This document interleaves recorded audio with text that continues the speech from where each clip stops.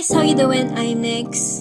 Imagine watching a movie where the main character sat all day in their room on their phone. It would suck, right? Go do some main character thing with your life. Okay then.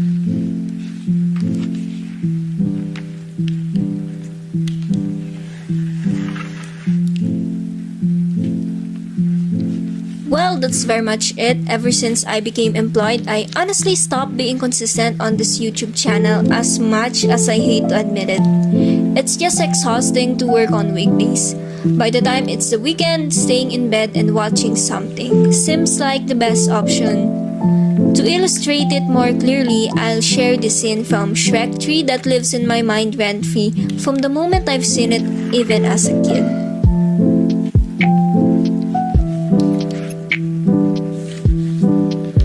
See, it's the nightmare of a non-stop daily routine. I really fear that as I want to try lots of things in this life, but I can't just simply afford it yet.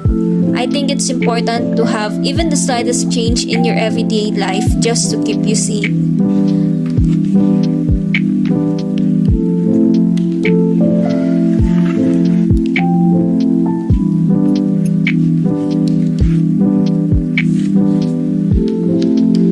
Weekend planning is like the scene from The Big Bang Theory. What could we do that's fun, that's different, and that's free?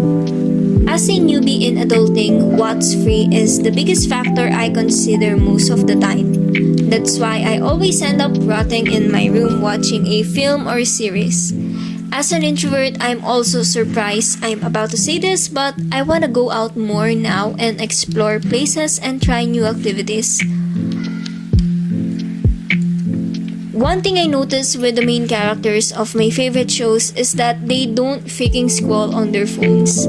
But that's understandable because there's too much drama happening in their lives, unlike mine who go to work to get paid and that's it, paying bills and so on.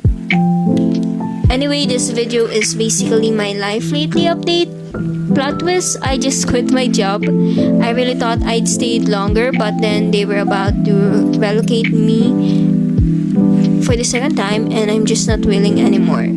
I wrote the script around October 2023 and May 2024, but I never got the time to really finish this video until this time I'm unemployed. Why did you drop out of Yale? It's complicated. It's not complicated. You don't know. This isn't you. This quote of Jess Mariano from Gilmore Girls has resurfaced and I think it's funny the way he said it.